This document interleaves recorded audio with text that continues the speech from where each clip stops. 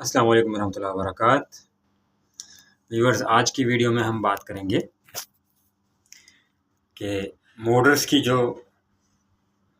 पुली की एडजस्टमेंट होती है, बेल्ट्स के थ्रू जितने भी चलने वाले फैंस रहते हैं या जितने भी बड़े साइज़ के जितने भी एसेट्स होते हैं कि जिनके साथ हम मोटर पुली पुली के थ्रू जो है ना हम मोटर्स को अटैच करते हैं। जिस भी मोटर में अगर आप देखना चाहें, मतलब वो पंप्स वगैरह भी होते हैं इस तरह के।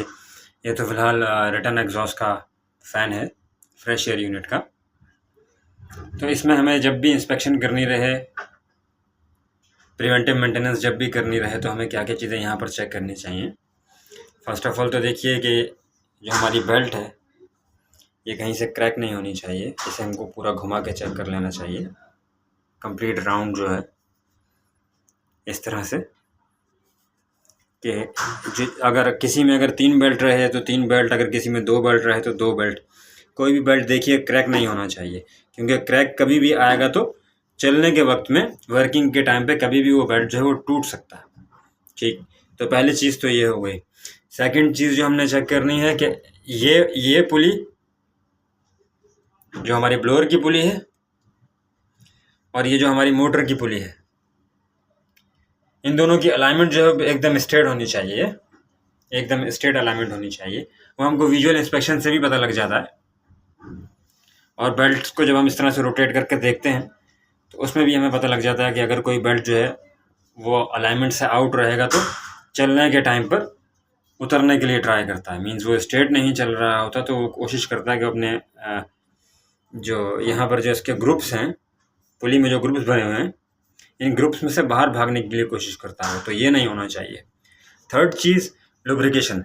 देखिए बहुत इंपॉर्टेंट चीज़ होती है लुब्रिकेशन, क्योंकि जितने भी ब्लेड्स हैं या जितने भी ब्लोअर हैं, एक्सेल टाइप के हों या ब्लोअर टाइप के हों या इनहेल टाइप के हों, जितने भी हों, तो इंडस्ट्री के अंदर देखिएगा तो वो बेरिंग के ही थ्रू जो है वो शाफ्ट्स जो हैं वो कनेक्ट होती हैं।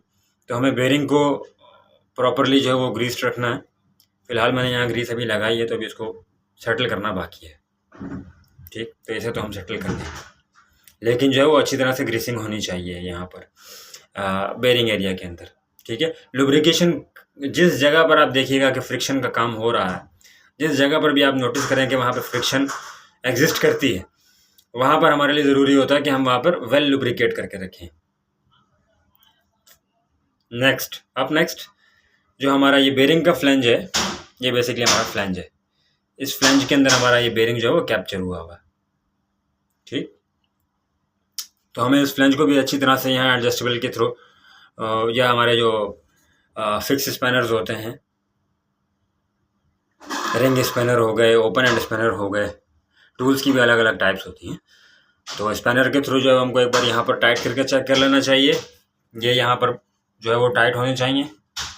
ठीक, इससे क्या होगा कि एक तो स्मूथ रनिंग आएगी और सेकेंडली जो है वो एबनॉर्मल साउंड भी नहीं आएगा, क्योंकि ये जो हमारे फैंस होते हैं फ्रेश एयर के, वो डक्टिंग के थ्रू जो है वो इनसाइड अपार्टमेंट में कनेक्टेड होते हैं हमेशा।